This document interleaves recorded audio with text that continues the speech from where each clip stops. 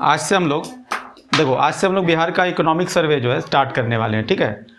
केवल और केवल बिहार का इकोनॉमिक सर्वे ही नहीं, इसके अलावा जो बजट होता है उसको भी पढ़ने वाले हैं। तो इकोनॉमिक सर्वे के बाद जो हमारा जो अगला वीडियो आएगा वो हमारा आएगा बजट का आएगा। देखो, इकोनॉमिक सर्वे हो या फिर बजट हो, दोनों को ही समझने से पहले जो है कई सारे जो बेसिक्स होते हैं, जो कीवर्ड्स जिसको कहते हैं, वो समझना हमारे लिए बहुत ही ज़रूरी होता है, ठीक है। क्योंकि चाहे वो इकोनॉमिक सर्वे की बात हो चाहे वो बजट की बात हो, जब तक हम ऐसे बेसिक्स को जो कीवर्ड्स हैं इसको जब तक हम नहीं से समझेंगे तो हमें वो पूरा कंसेप्ट समझ में नहीं आएगा। अब देखो, सबसे पहले समझते हैं वो इकोनॉमिक सर्वे क्या होता है। इकोनॉमिक सर्वे का मतलब होता है कि सरकार के द्वारा जितने भी किए हुए जो खर्च होते हैं, एक वित्तीय वर्ष की बात कर रहे हैं, एक वित्तीय वर्ष यानी कि 1 फाइनेंशियल ईयर की बात कर रहे हैं। ध्यान देना, ये वर्ड बहुत इंपॉर्टेंट है। क्या बोल रहे हैं? 1 फाइनेंशियल ईयर, केवल एक साल की बात ये करेगा। तो सरकार का जो 1 फाइनेंशियल ईयर में जितने भी जो खर्चे वगैरह होते हैं, चाहे वो पिछले साल का हो या फिर आने वाले समय का जो खर्चों का जो ब्यौरा होता है, इसी चीज़ को हम लोग इकोनॉमिक सर्वे और बजट में पढ़ते हैं। अब समझो, अब सोच के लग रहा होगा कि ये दोनों क्यों पढ़ते हैं अलग से, इकोनॉमिक सर्वे अलग से क्यों पढ़ते हैं और बजट अलग से क्यों पढ़ते हैं। देखो, इकोनॉमिक सर्वे एक्चुअली क्या होता है, जो खर्च हम ऑलरेडी कर चुके हैं, सरकार ऑलरेडी जो हमारे लिए खर्च कर चुका है उसका हिसाब रखते हैं यहाँ पे। और बजट देखो, बजट जो हम बनाते हैं वो किस आने वाले समय में जो खर्च के अभी आने वाले समय में होने वाला होता है, हम उसके लिए बजट बनाते हैं, ठीक है। जैसे हमारे घर में जो फादर की जो सैलरी होती है, जो सैलरी हमारा अनुमानित है जो आया, अब उसमें से जो पिछले वाले मंथ की बात करें, अगर पिछले वाले मंथ में जो खर्चा हुआ था वो हम लोग कहाँ दर्शाएंगे, हम लोग इकोनॉमिक सर्वे में दर्शाएंगे। जबकि अगर हम बात करें बजट में, तो बजट क्या होगा, हमारे अगले मंथ का होगा, यानी कि आने वाला मंथ में जो खर्च होने वाला है। हम चूंकि इनकम, अगर हम लोग को अंदाज़ा लगेगा कि चलो इनकम कुछ बढ़ने वाला है, तो फिर उस हिसाब से हम बजट बनाएंगे। क्योंकि सरकार चाहती है कि हमारी जो वित्त व्यवस्था, जो फाइनेंस सिस्टम है, जो इकोनॉमिकल सिस्टम है, बहुत ही बैलेंस तरीके से चले, स्थिर तरीके से चले। क्योंकि देश को अगर आप स्थिर तरीके से चलाना चाहते हो, इकोनॉमी को अगर आप स्थिर तरीके से चलाना चाहते हो, तो आपके पास प्रॉपर बजट होना चाहिए और प्रॉपर इकोनॉमिक सर्वे होना चाहिए। यानी कि पिछले साल पे जो आपने जो भी टारगेट जो अचीव मतलब कि सोचा था करने के लिए कि हाँ, भारत के इकोनॉमिक्स के लिए हम क्या क्या कर सकते हैं, ठीक है।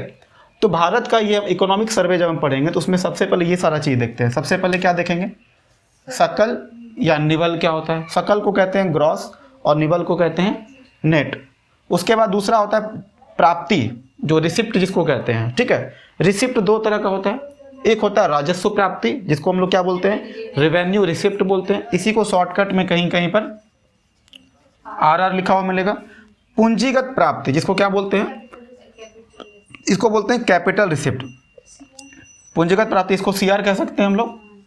उसके बाद में राजस्व व्यय, इसको क्या बोलते हैं, रेवेन्यू एक्सपेंडिचर, इसको क्या बोलेंगे, RE कह सकते हैं। इसी तरह सभी का शॉर्टकट निकाल सकते हैं। तो राजस्व व्यय पढ़ देंगे आराम से, फिर पूंजीगत व्यय, राजस्व अधिशेष यानी कि रेवेन्यू का जो सरप्लस है ना, अधिशेष का मतलब समझ में आ रहा होगा, जब चीज़ें जितना ज़्यादा ज़रूरत था उससे ज़्यादा मिल जाए उसको हम क्या बोलते हैं, अधिशेष कहते हैं।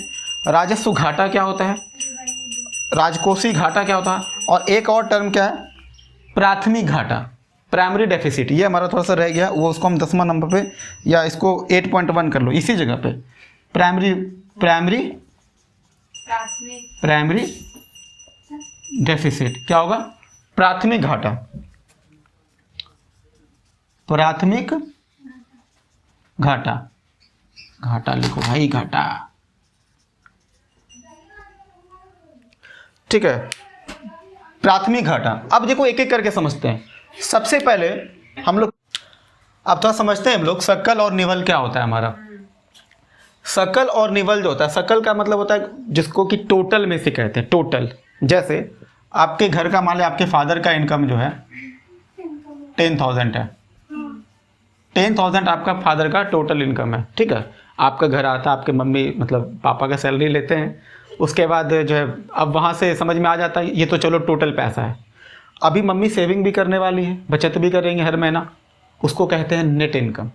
उसको क्या बोलते हैं हम लोग, नेट इनकम। अब ये हमारा क्या था, टोटल इनकम। अब इसमें खर्च हुआ नहीं है, अभी खर्च होना इसमें बाकी है। मान लो कि 10,000 में से हम लोग 2,000 रुपया रेंट दे दिए, 2,000 क्या दे दिए, रेंट दे दिए, 500 रुपया बिजली बिल दे दिए, ठीक है। अच्छा, खाने पीने पे भी मान लो कि 4,000 रुपये खाने पीने में भी खर्च हो गया। अब वैसे तो बहुत ही कम पैसा ले, लेकिन फिर भी समझने के लिए ठीक है। अब मान लो ये 2,000, 500, 2,500 और 6,500, ये कितना हो गया? तो इसमें क्या होगा, 6500 माइनस हो जाएगा ना, तो बचेगा कितना हम लोग? 3,500। तो देखो, जो कुछ भी खर्च होने के बाद बचता है उसको क्या बोलते हैं? नेट बचता है। क्या बोलते हैं उसको? Net income. और ग्रॉस इनकम क्या होता है? अभी खर्चा होना उसमें से क्या है? बाकी है, यानी कि वो ग्रॉस इनकम है। वो क्या हमारा ग्रॉस इनकम है, ठीक है।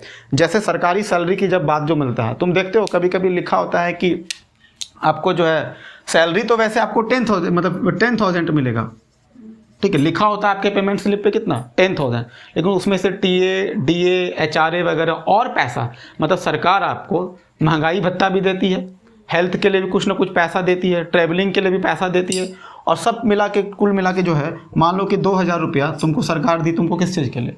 रेंट के लिए दी, कि चलो ठीक है। अगर आपके ग्रामीण क्षेत्र में रहा तो रेंट, जैसे मान लो सरकार में जो जिसकी भी सरकारी नौकरी होती है, जब वो ग्रामीण क्षेत्र में जाता है तो वहाँ पर रेंट उसको कम मिलता है। अगर वही मुंबई किसी की पोस्टिंग हो जाएगी तो वहाँ पे उसको रेंट क्या मिलेगा? सरकार की तरफ से ज़्यादा मिलेगा। तो मान लो अभी 2,000 देती है, 1,000 रुपया मान लो उसको हेल्थ के लिए मिलता है, हेल्थ इंश्योरेंस के लिए मिलता है। अब कुल मिलाकर उसकी सैलरी कितना हो गया?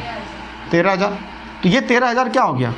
Net income. यहाँ पर खर्चा नहीं कर रहे हैं, यहाँ पर और वैल्यू को ऐड कर रहे हैं, तो जाकर के कितना हो रहा है? 13,000। तो जब हम किसी के सैलरी की बात करेंगे तो वहाँ पर ग्रॉस और नेट कैसे होता है? तो यहाँ पर नेट बढ़ेगा, और ये क्या था हमारा? ग्रॉस। तो ग्रॉस से नेट बढ़ा ना।